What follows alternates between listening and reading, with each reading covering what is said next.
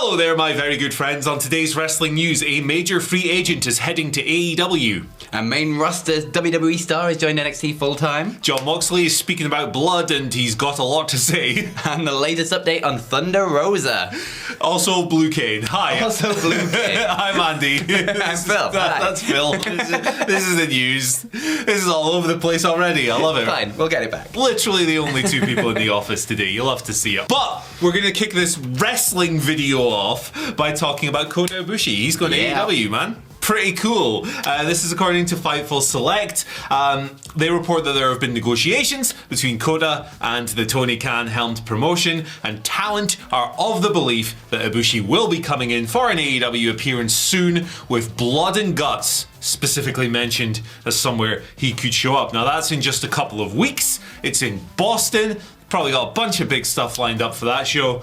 Also, at the moment, we have 2 empty spots in that match. There's one on the Blackpool Combat Club / Takeshita side, and there's one on the Elite side. And you would think Kota Ibushi joins the Blackpool Combat Club. Exactly what I was going to say. He was famously in the Golden Lovers with Wheeler Yuta, that famous tag team in DDT. So there you go. This has obviously been something people have been talking about for a long ass time. Ibushi is one of the, it's Ibushi and Goldberg. That's the 2 biggest free agents around right now, unless there's someone really obvious I'm forgetting. And listen, Goldberg in Blood and Guts? Hell yeah. Why the heck not? He could join the Don Callis family. It would be weird. I would be into it. Most of you probably would not, and you were probably shouting at me right now. But what do you reckon of Kota Ibushi coming in? I mean, 100%. It's been a long time coming, really, this with AEW. It's kind of been... It's been the thing that's been lying there ever since the very beginning, obviously, with the friendship between Kenny Omega and Kota Ibushi, and it's kind of just been waiting for the time to be right for all parties for it to happen, and hopefully this is actually it, and it does actually happen, because there is a lot of incredible matches that could happen with Kota Ibushi in AEW, and I am all for it. Yeah, it's frankly absurd. There is a little note in this Fightful report that mentions some AEW and New Japan, people who'd worked for both companies, were a bit worried about how Ibushi working for AEW might strain the AEW New Japan relationship, because of course Ibushi's split from New Japan was pretty ugly and very public. Yeah. And I wouldn't pass judgment on that, because it seems very complex. But however, Ibushi's gonna Ibushi, and historically, he has just done whatever the hell he wants to do at any time. He will shoot fireworks, he will wrestle a dinosaur, and then actively not go to New Japan for ages because he wants to shoot fireworks out of his ass. Exactly. Like, he'll wrestle on top of a car, and then you'll go and have like the most incredible 5-star match you've ever seen. Yeah. So the guy, I love the guy. I want him to have the weirdest year possible. I think his last match was for GCW over WrestleMania weekend, but he's got a date in the book for GLEAT of all promotions. He does what he wants. Love him. What do you want to see Kota Ibushi do? Let us know down below. Blood and Guts? WWE? AEW? GCW? Literally any of the above. Yeah. Any of the above. I want all of it. Let us know. But moving over to WWE, and little guy, not so much a little guy, but a main roster guy has been moved down to NXT full time. Now this is coming from Meltzer on the Wrestling Observer Radio, saying that Baron Corbin's new WWE roster assignment has been made official, so he is an NXT guy now. And apparently he won't be the last person to do this either in the foreseeable future. There could be other people moving from Raw and SmackDown down to NXT in a bit of a sort of talent reshuffle, I guess. Now they've been kind of doing this lightly for a while with NXT, like bringing the odd person down to do a feud and then move them back up again. But Baron Corbin seems like the first one to be like a permanent move down. Yeah. However permanent it may be, or at least maybe just do a long one. But it's going to be interesting to see what they do there, who else they're going to bring in as well, trying to get some more eyes over to NXT, I suppose. Obviously, Baron Corbin's second run in NXT now. He started in WWE back in 2012, and then he was on NXT in 2014, doing his lone wolf gimmick, and then was in a bunch of things, and then got called up in 2016. So it's been a while since he's been down there, and he's definitely a very different performer than he was when he was back in NXT the last time. But it's going to be interesting to see what they do with this. Yeah, it has indeed been a while, and he actually looks a bit like Stained Man with the bald head these days. I respect it. Welcome to the community, Baron. You've been here for a while, but welcome anyway. I think it works. Like, he is a very good heel, no matter what you think of the guy. He's fantastic at making you not like him, which is probably, why he's so divisive. Yeah. He's really good in his role. He's got some really cool moves. He's always had really cool moves, Baron Corbin. Deep Six, End of Days. I wish it had never been kicked out of. Yeah, but that's a different matter. It is. The move rules is the point. I enjoyed his work opposite Carmelo Hayes. He cut a promo this week where he was like hanging out with all his old gimmicks, like Constable Corbin, the Lone Wolf, all of this stuff, and he was like, no more gimmicks, I'm just gonna kick ass. And that's right up my street. So I'm looking forward to him beating up those young punks in NXT, those up-and-comers, knock them down a peg or two, and ideally put a few of them over as well. Yeah, that would help. He's also a guy that has just managed to completely fit within the WWE system and literally does whatever they'll tell him, and he's always at a place.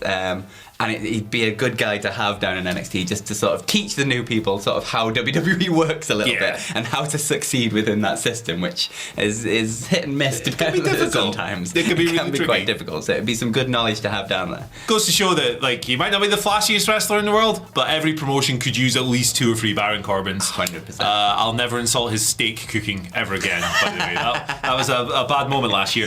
Need you to try to cook off. Yeah, oh god, that would be tremendous content. Baron, hit me up. You'll find me in the bald database. I'm in there. I'm one of the elders now. The bald pages. I mean, you get it delivered free every year. You have to reach a certain level of coverage or lack of coverage, and then it shows up. Let's talk about Jon Moxley. He's going bald, so that kind of fits as a segue. His hairline's been a catastrophe for years, actually. Shout out to John. He's like my favourite wrestler, so I shouldn't insult him. This comes from a place he of was love. getting plugs recently, though, so getting some work done on it. Yeah, he was. Interesting choice to put wooden hair, but whatever. A big topic of conversation on the internet this week, of course. Let us know what you think of Jon Moxley's plugs down below. But he's been talking about bloods. Obviously, he likes blood. Obviously. I think he like a strong gust of wind would occur and Jon Moxley would blade for it. He does it almost every match. He did it on a house show recently. Like the house always... What are they called? The house rules? House always wins? I can never remember. I can't remember what they call them. Yeah, one of those. Please educate us about this. But he's kind of spoken to Sports Illustrated and blood came up. And he has a whole ass dissertation on this, unpacking his theory, why he uses it so often. This is going to take me ages, but I'm going to read to you what Jon Moxley said. This is a combat sport. College wrestling is a combat sport too. They have blood timeouts to patch it up. The lowest prelim bout of a UFC card or a boxing card, somebody might have a little blood on their eyebrow or blood coming out of their nose. But they're not selling a blood sport. Obviously, wrestling is not it's scripted. Yeah. It's not. Tune in for the blood, tune in for the gore. It's part of the aesthetic. It adds realism. And he continues, some people say this is just a random match. Why is there blood? I heard that last week versus Tomohiro Ishii. He's one of the greatest of all time. I'm not going to let that moment slip by. I'm going to foot to the effing gas pedal. How can I not? Then I hear that I can't have a good match without blood. Okay then, you've made my argument for me. I'll do it every time. That's very funny. He goes on a little bit more. There's loads and loads to this, but this stuff is kind of key to me. I'm actually for less blood, but more often. If every single match on the card has a busted eyebrow or bloody nose, it would just be part of the sport. But some gory spectacle with blood shooting like a hose is pretty unnecessary. We're elbowing each other in the face every single match. We're kicking each other in the face every single match. What are these people made of if they're not bleeding? What do you reckon of this? See, I disagree with Jon Moxley here, and who the hell am I to disagree with Jon Moxley, let's face it. But I think I don't mind blood in wrestling at all. Let me get that bit out of the way. I'm a Mick Foley fan, so it would be pretty hypocritical of me to go against blood in wrestling. I just don't think it needs to be every single match. And I think doing it every single match diminishes from the moment and the emotion that it creates when it does happen in something, like a blood feud kind of thing, or in a big match or a big moment, or even like an angle or something like that. You can add so much more to it if it's special, and it doesn't become special if you're doing it every match, is my personal take. I agree. Like I don't. I'm the exact same. I don't mind blood at all. Like I don't really flinch at that in wrestling anymore. I've just become desensitized to it. Although like it's fun when I watch wrestling with people who don't always watch it. Like the slightest speck, they're like, "Oh my goodness gracious me," which is why they do it, because it's effective. Yep. A little. I like the less is more approach as well. I see where he's coming from, right? If we're talking about like this simulating a real fight, in a real fight, you're probably going to get bloodied, right? So I see his line of thought here, 100%. It's like, if me and you went out and had 10 street fights, right? 9 out of 10, we get bloodied up. And that's probably about the ratio that John Moxley does. However, in wrestling, there are certain, like he mentions here as well, like every single aspect of wrestling is a little bit preposterous. Yeah. And he's completely right. But there's like an accepted reality of pro wrestling, right? Things like an Irish whip being an acceptable thing, despite being even more ridiculous than the shooting star press. Yeah. Think about how dumb an Irish whip is, right? Oh yes, I'm just going to willingly run off this rope and then bounce back so you can hit me. It's complete nonsense, but we accept it and it's part of the thing. I think that not bleeding every match should maybe be part of that. But I'm not criticising him because he's a professional and I'm not. And he's also like one of my all-time faves. So you win. 100%, yeah. He is better at this than we are. So who the hell are we to talk? I will also say that if he's doing it every match and he's legitimising his own fights, what does that say for all the people who aren't doing it in their matches? Are they just not legitimate? Are they just massive cowards? Are they not hitting hard enough? Like, are you diminishing the rest of your roster by doing it every time and putting that as your response? Because if it's going to be like a universal thing, like, oh, you might get busted open, blah, blah, blah, everyone kind of has to be doing it. And then AEW is basically like red painting shows. So we'll see. An interesting one, though. Let us know down in the comments below what you think. But sticking with AEW for a bit, Thunder Rosa. We haven't seen her since August last year, a long ass time. But we've got a bit of an update on her health situation at the minute. So Dr. Michael Sampson was on her vlog, which you can see on YouTube right now. I've been on it drinking mezcal with her. If that's a thing you want to watch, it's over on Thunder Rosa's vlog. She's also singing to Simon Miller. It's a strange time. Anyway, so Michael Sampson, Doc Sampson was on her thing. Getting a bit of a medical update on her back injury. And basically just saying that she is progressing well, that she still has some issues in her lower back, but they're kind of going to sort of take it day by day. They're going to push it to see how far they can go with a limit of like, oh, if this is too far, we can take a step back and then like reassess from there. So basically they're going to give it about 4 to 6 weeks and then see where they are at. They still have to protect the back. The pathology that she has in there hasn't gone away, but so long as they can keep progressing without actually bringing pain back, it's going to be sort of just little baby steps towards getting better. But keep going, trying to improve it. And the whole 4 to 6 weeks things and reassess after 6 weeks sounds like it's a light at the end of a pretty long and dark tunnel for this injury. So hopefully this means good things for Thunder Rosa coming back, get well very soon, and yeah, hopefully we'll see her back soon. Yeah, it's been 11 months, which is madness, really. She had that little segment walking to Tony Khan's office before Collision launched, but nothing since then because she's not able to compete, so that's understandable.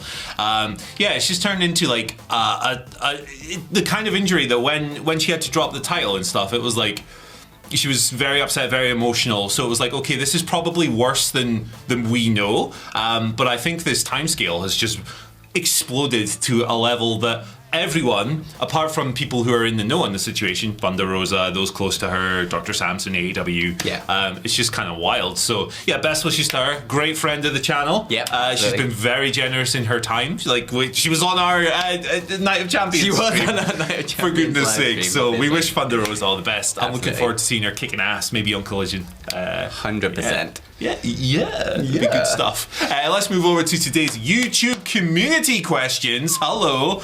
There was a bunch of really funny ones today. And they kick ass. So the first one today, I'll tell you what, I'll save this one for last because it's my favourite. We'll go for some actual wrestling questions first. Okay. Ricky101 has been on. With Jey Uso pinning Roman Reigns at this past pay-per-view, do you think he will be the one to dethrone Roman Reigns for the undisputed title at SummerSlam? Remember, he is the only one to pin Roman since becoming Universal Champion. First pin for Roman in like 1,300 days. Yep. Crazy. Ridiculous. Think he's getting the gold? It would be an incredible end to the story. But I can't see it. I can't see them doing it with Jey Uso, unfortunately. I think it would be perfect. It'd be a hell of a move on WWE's part. Ballsy. And they have done an incredible job, both the Usos and WWE and the writing and everything, to get this story to where it is now and to get Jey Uso into the point of this question being legitimate. Which if you look back a couple of years, that you would never, ever, ever, ever, ever think that would be a thing. So it's a hell of a job that they've come this far and got Jey Uso to a point where people are going, this could be it. He could actually dethrone Raymond. But I just can't see it. Yeah, I'm the same. I do think that they still plan on strapping Cody Rhodes at WrestleMania next year, for better or for worse. Yeah. I think that Jay will lose at SummerSlam. I think that is. I think that's how it's going to pan out. And you're right. It speaks volumes that essentially a guy who's just was a tag team wrestler, just like a great wrestler, obviously, a great tag team. The Usos, one of the all-time greats, but he was a tag guy for years and years and years. You go back like 6 or 7 years ago, and he was dancing around in the orange shorts, and they were they're not the force of nature they are today. So WWE has done an amazing job. I think it's going to be the drama is going to be very typical of this storyline, which means it's going to be gigantic. Yeah.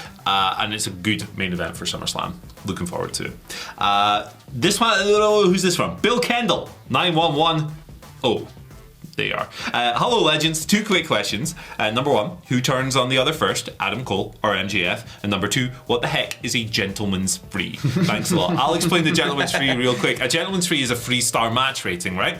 But by definition is a good match. 3 stars is good. But when you say gentleman's free, it's because you're being a gentleman about it. It might be a match that, it's not quite annoying enough to be bad, so you don't want to call it that. But it's not really got a whole lot about it. It could just be a functional, unspectacular wrestling match. Something that you're politely going, yep, that was pretty good, rather than something that you're super enthusiastic about or think, that was really crap. It's right in the middle.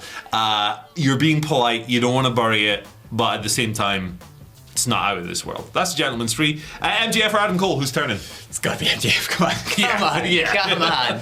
As entertaining as this stupid storyline is, I am really, really loving it. And the little bit at the end of the birthday celebration with Adam Cole going down thanks for this. It's they're becoming friends. It's lovely. But it's got to be MJF. Come on. I think it's gonna be MJF. I think they'll tease Cole. Yeah. As just a bit of a red herring. Yeah.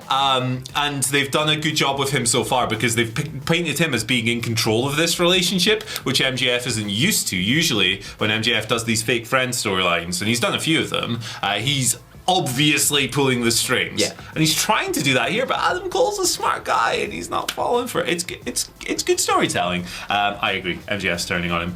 Our final question of the day. This is my favorite one.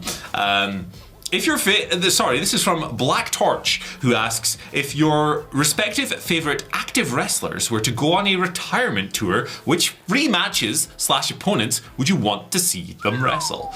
So my favorite wrestler of all time is Tomohiro Ishii, but because most of our viewers are AEW and WWE fans, and because John Moxley is basically 1A or 1B to Tom's 1A, yep. I'll go for Moxley, right? Okay.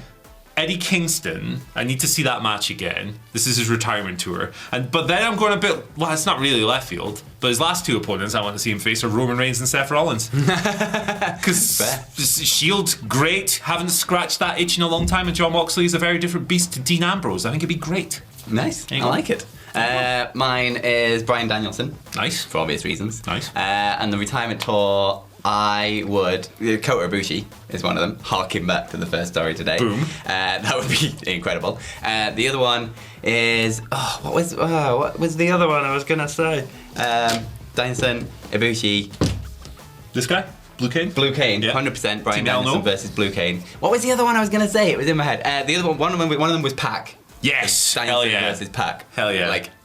On this level, when they're both the characters they are now. Holy balls. That'd be completely bananas. Would be absolutely incredible. Ospreay was the other one, of course. Bryan Danielson versus Ospreay. Just go on. His retirement tour is just all the dream matches he hasn't quite done yet. Just a sensational run of matches there. Yeah. Pac should be in the Blackpool Combat Club, shouldn't he? Pac should be back on TV is what Pac should be. I don't even care where he is. He's just over there somewhere, isn't he? On goddamn TV. He's about 5 minutes that way. Yeah. Pac, get out of Newcastle. Pac, what are you doing? It's rubbish here. Go back. It's not rubbish here. It's pretty good. But Still going to Far Side gigs. And hanging out in your hoodie. I love it. Shout outs to Pac. Great wrestler. Love the guy. And if you know what? If you love this, you're going to love this video that's been hanging about here for 20 seconds that we just haven't acknowledged yet because we're weird.